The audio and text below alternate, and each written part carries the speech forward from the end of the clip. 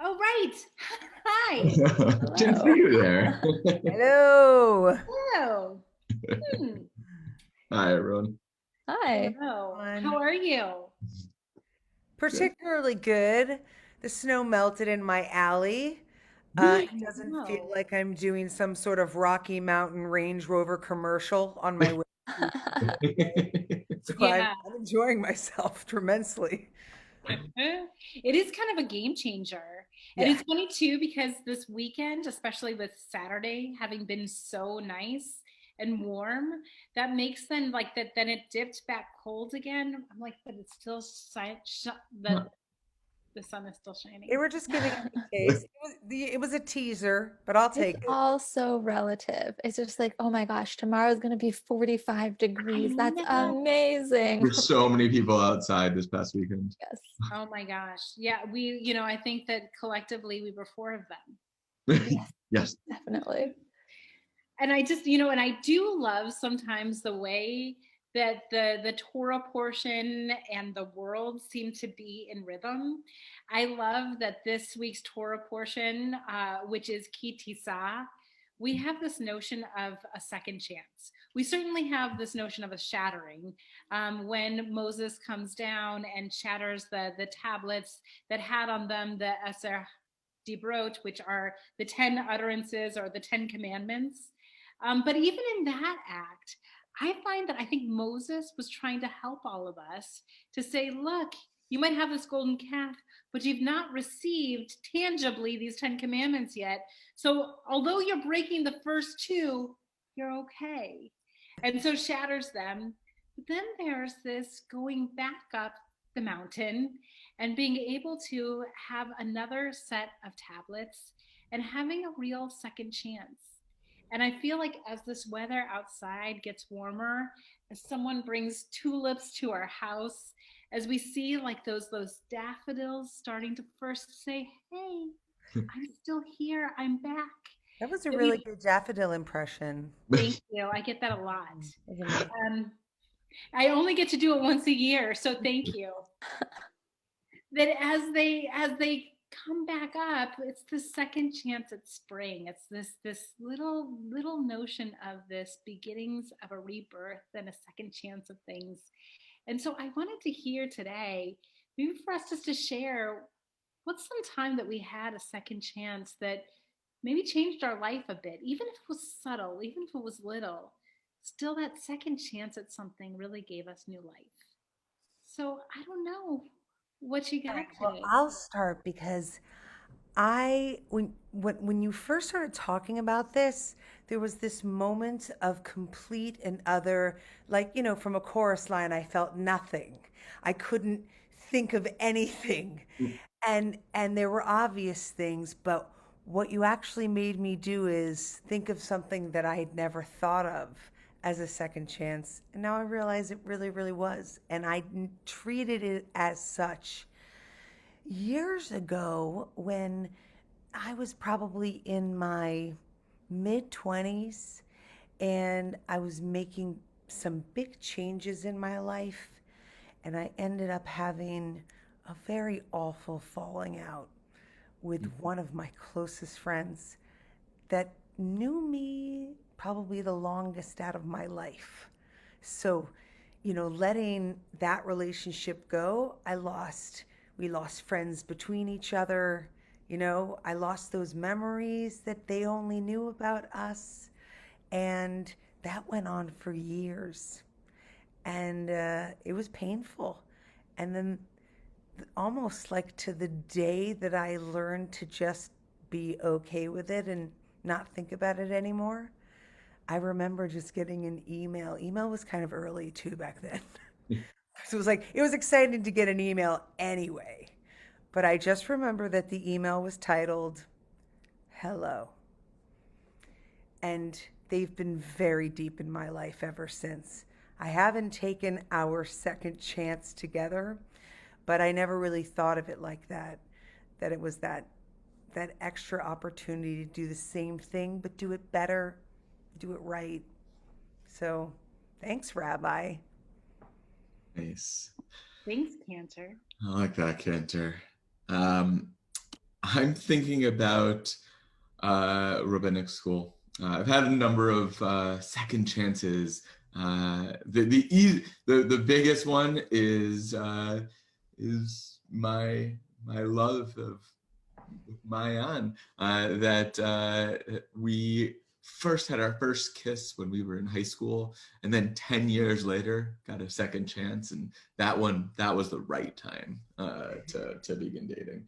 But really, I'm thinking about rabbinical school.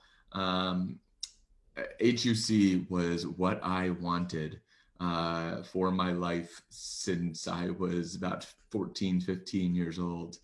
And I had it so built up. I knew exactly like everything that was going to happen, and I was ready. I went to the interview and got a no. And I was devastated. And it was incredibly tough to have my dream just like float away in that way. But what I had come to realize in the next year was, man, I was not ready for it. I had built up such an idea. One of the things I used to do a lot of was use a rabbi voice, that voice that you think that you should sound like as a rabbi, which also the fact that it sounds deep is a very gendered way of going about that. But I had a lot of these preconceptions that was not me, was not the rabbi that I was meant to be. And so it took me a year of going back and evaluating this life goal and realizing, okay, yes, it is what I want, but it's a different way than I thought it was going to. And so getting into HUC the second time around was something I worked incredibly hard for and continue to be grateful for. Mm. Wow. I love how personal and deep both of your stories are. I was thinking about when I was studying I took time to study at a yeshiva called Hadar right after college. And when I first got there, it was my first time spending time around people who weren't raised Reform, or who just were like more observant, conservative, Orthodox Jews. And I was used to being the kid in the room who knew the most about Judaism. And then I got into this room and I knew nothing about what they were talking about. I couldn't understand half of the words they were saying. There were all of these rules. I thought a lot of the rules made no sense. I was really way in over my head. I had us open up a Talmud and I almost cried because I was like, I don't know what part of the page I'm supposed to be looking at. Like I have no idea what is going on here. And that was a really hard way to spend a year. That was like 12 hours a day. And it did get better. But what I felt like was that I have to go to rabbinical school so I can have more context for what we're learning. And then a few years later, I did that. And then I felt like I have to go back and I have to do that again. I have to go and do it where I can actually understand the words and understand some of the context and like, no. And the first time was such a good experience. It was really hard, but it was really important to be the person in the room who had no idea what anybody was talking about on the most basic level. And then I went back, and on the first or second day, someone pulled me aside and they were like, I have to admit something to you. I have no idea what the Talmud is. Can you explain it to me? And I was like, yes, I've been preparing for this moment. So I did it again. And I still had so much that I didn't know and didn't understand, but it was really nice to get to try something again and to learn and grow both of those times. Love that. I love that there's this kind of common piece, which is that there was a time that wasn't the right time, and then there was the right time, and that actually both are really important experiences.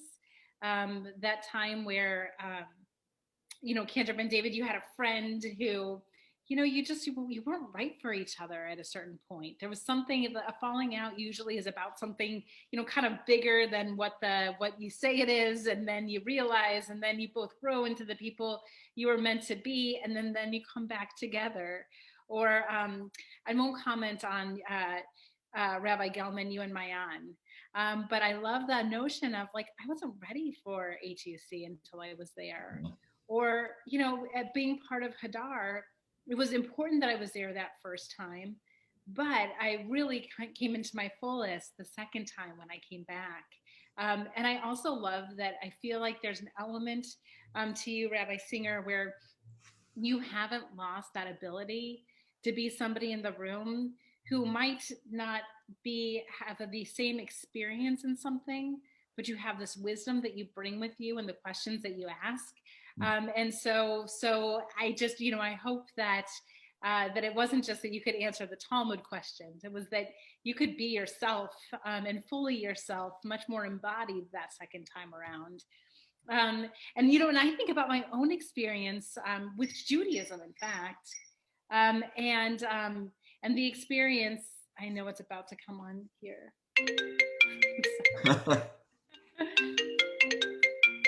It's like you can't decline it just in one place. It's got to be in both. So they wanted to have a second chance to come on. There you go. But I know for myself that I had this second chance in many different venues. I could talk about all of these different experiences where I've had a second chance and it profoundly changed me. But one is actually in Judaism itself. That I remember that in growing up, Judaism was a huge part of my family. And our synagogue itself was a place of home. And then I went away to college and I took this honors philosophy course in the Yoga Sutras of Patanjali. And all of this stuff around Eastern thinking just felt so right as far as really understanding the philosophy that underpins a lot of Eastern thought. And I just thought, oh, this is so great. And I started meditating and et cetera, et cetera. And I remember I went for a semester abroad to Israel. And when I was there, I became very close. It's a longer story, but with somebody who was Orthodox, and we started to have these longer conversations. And he gave me a book on Jewish meditation. And this was this beautiful road back into really our faith, and then finding all these layers within our faith that for me then was so it gave me the second window in, this notion of the second naivete, that you first have this one belief about something, then you have a breaking point, and then you have your second experience where you experience it that much more deeply on its own terms. And for me, I'm so grateful that I had that second encounter with Judaism on this deeper level that then I carry with me always. But if I didn't have that first experience to draw upon, I wouldn't have known where to put it. It wouldn't have been that same experience for me. So I love that as the sun is shining out here with the tulips in the background, with all of us talking about these notions of getting to our second chance and these renewed experiences, that then we have, just God willing, a wonderful week. So take care, everyone. Those Thank you, wonderful Rabbi. things.